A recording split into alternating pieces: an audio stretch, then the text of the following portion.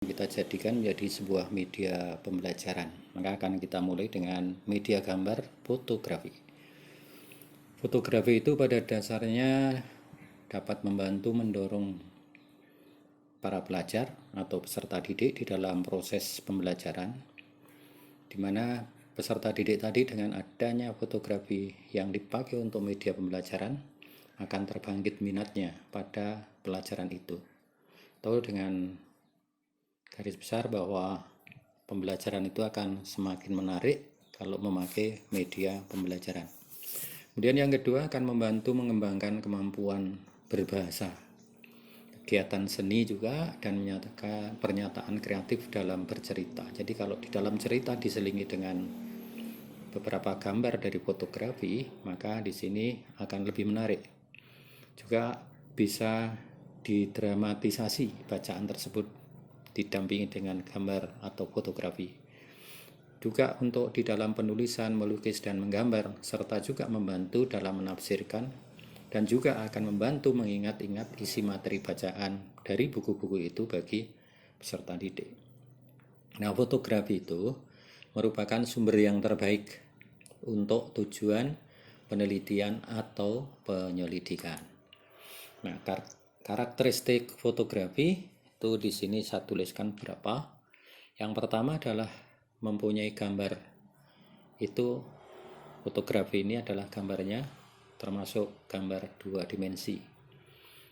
Fotografi termasuk gambar datar karena juga merupakan gambar sebagai medium yang diam atau tidak bergerak. Kemudian gambar datar itu hanya dapat memberikan kesan gerak, tapi memang tidak bergerak, hanya kesannya aja. Dan yang keempat adalah gambar datar menekan pada gagasan pokok. Dan yang kelima adalah gambar datar itu memberikan kesempatan untuk diamati rincian secara individu. Dan gambar datar dapat melayani berbagai mata pelajaran. Jadi semua mata pelajaran bisa memakai fotografi. Nah, sekarang pengertian tentang fotografi itu sendiri. Fotografi itu dari bahasa Yunani, dari kata foto dan grafi. Atau foto itu adalah berarti sinar atau cahaya, sedang grafi itu berarti dari grafos itu yang berarti gambar. Maka dapat diartikan fotografi itu adalah gambar yang diambil dari cahaya. Nah, seni rupa di dalam fotografi itu juga merupakan proses pembuatan lukisan dengan menggunakan media cahaya. Sebagai istilah umum, fotografi itu proses dan metodenya untuk menghasilkan gambar atau foto dari suatu objek dengan merekam pantulan cahaya yang mengenai objek tersebut pada media peka cahaya. Alat yang paling populer yaitu adalah kamera. Dan sekarang kamera sudah bukan merupakan barang mahal, karena kamera sekarang di handphone pun sudah ada, hampir semuanya berkamera. Kemudian hasil karya fotografi itu memang satu-satunya dihasilkan oleh kamera. Nah, kamera sini sekarang juga ada bermacam-macam, ada kamera analog, ada kamera yang digital. Nah, memang lebih praktis adalah memakai kamera digital. Kemudian gambar fotografi itu adalah gambar yang tak diproyeksikan, ya, baik lingkungan anak maupun lingkungan pradewasa, mudah diperoleh dan ditunjukkan kepada anak-anak. Kemudian gambar berwarna itu pada umumnya menarik perhatian, maka semua gambar mempunyai arti, dapat diuraikan dan dapat ditafsirkan sendiri. Maka sebagai media pendidikan, kalau fotografi itu maka mempunyai nilai-nilai yang baik bagi anak dan memungkinkan belajar secara efisien. Nah, fotografi sebagai media pengajar gambar itu merupakan salah satu media pengajaran yang dikenal dalam setiap kegiatan dan ini banyak juga dipakai. Fotografi termasuk gambar itu atau juga disebut dengan still picture yang terdiri dari dua kelompok.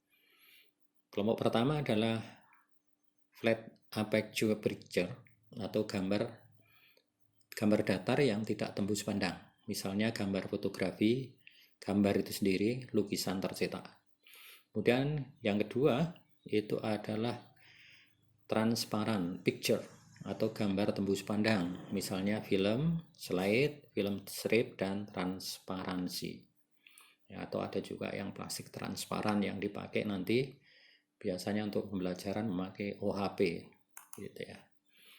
Kemudian kriteria pemilihan gambar fotografi itu ada beberapa aspek yang perlu kita perhatikan. Yang pertama dari sudut pendidikan dan kedua dari sudut seni.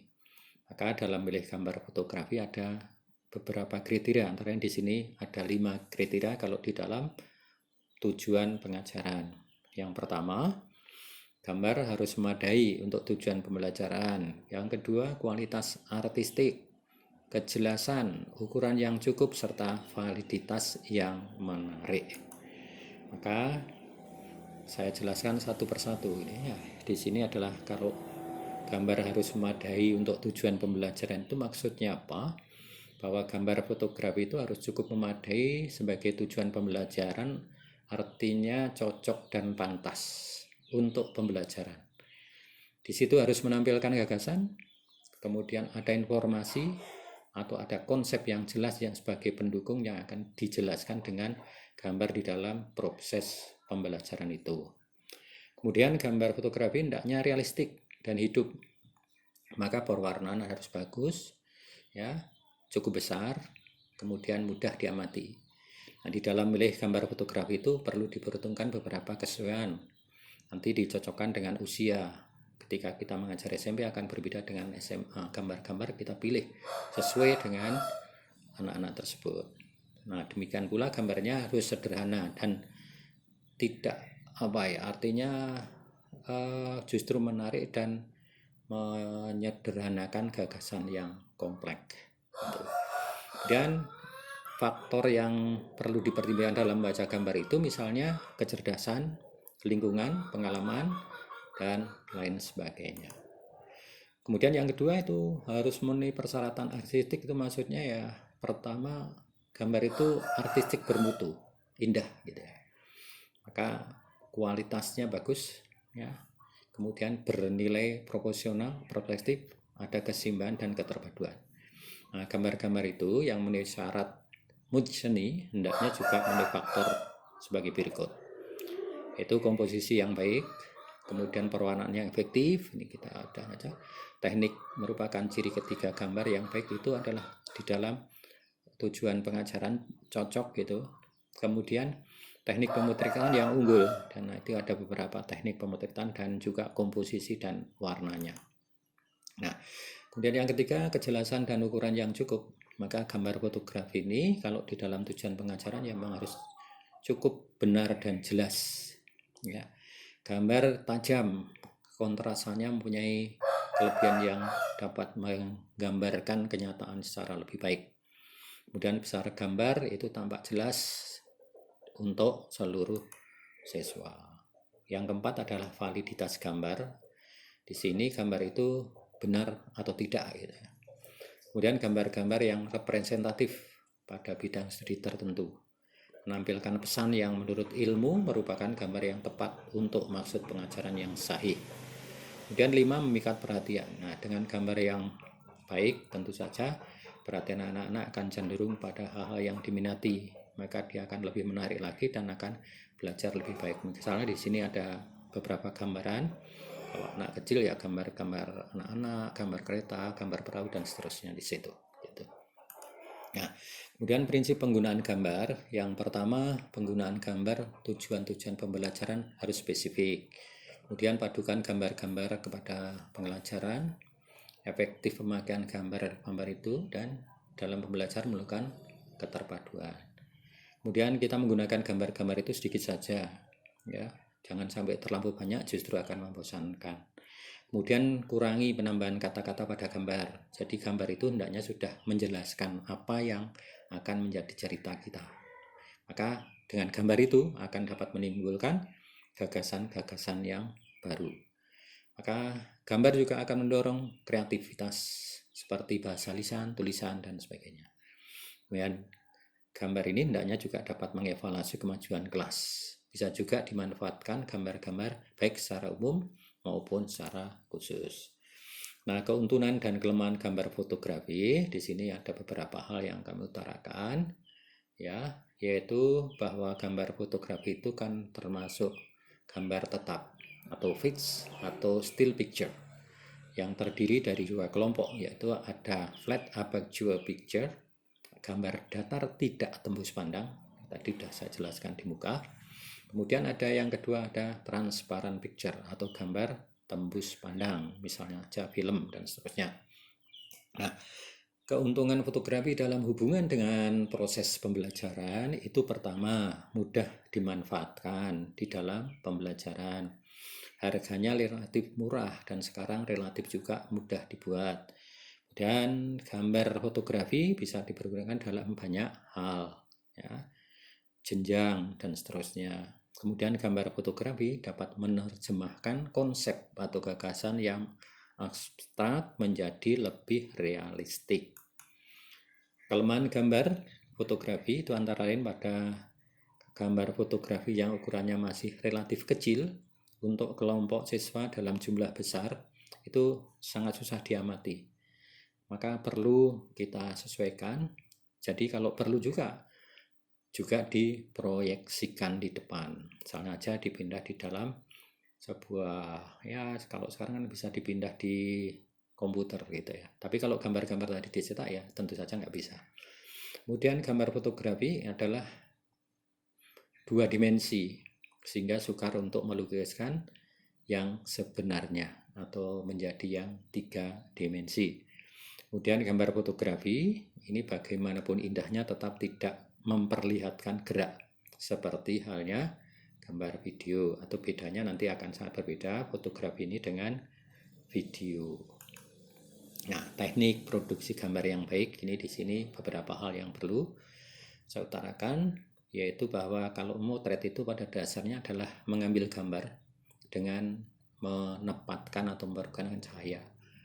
Demikian juga pada memotret ini pada prinsipnya adalah termasuk seni juga, ya, penambahan baru segi grafika sehingga dapat menghasilkan gambar objek yang lebih realistik, alamiah. Nah, ini perlu juga pengalaman-pengalaman di dalam fotografi tentunya. Kalau di kamera ukuran standar 24x36 mm itu biasanya disebut ukuran 35 mm. Ini menghasilkan film negatif dan ada 3 macam soft. Ada warna hitam pekat, warna normal itu berwarna hitam biasa, dan warna hard itu berwarna putih-putihan atau gitu ya. Dan kamera biang standar untuk digunakan adalah mempunyai komponen lensa, tapi sekarang ini sudah nggak perlu kan kita sebagai kamera digital. Kalau seperti analog gitu ya, prosesnya cukup lama, gambarnya memerlukan ketepatan yang baik gitu ya. Tapi ini kita pakai supaya teman-teman semua bisa mengetahui.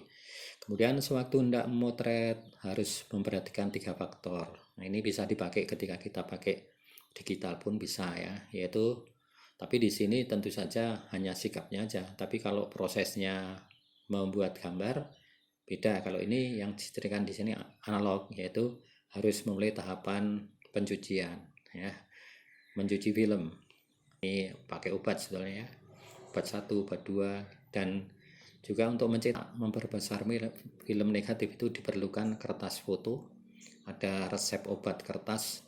Sedangkan untuk alat untuk mengatur film negatif disebut Erlanger. Tapi sekarang tidak perlu repot seperti ini, cukup ambil print warna kemudian kita print sudah jadi lebih simpel. Nah, sekarang komposisi motret ini ada beberapa patokan ya. Film digital juga kami mohon juga ini gambar itu harus berada di ABC. Misalnya ini sebuah kotak begini, gambar itu ya harus ada tengah-tengah seperti ini, jadi kelihatan. Kemudian kalau memotret pandangan laut atau pemandangan hendaknya ya sepertiga itu terdiri dari lautannya yang bawah ini, dan 2/3 itu ya daratan dan langitnya. Maka gambar akan tampak baik.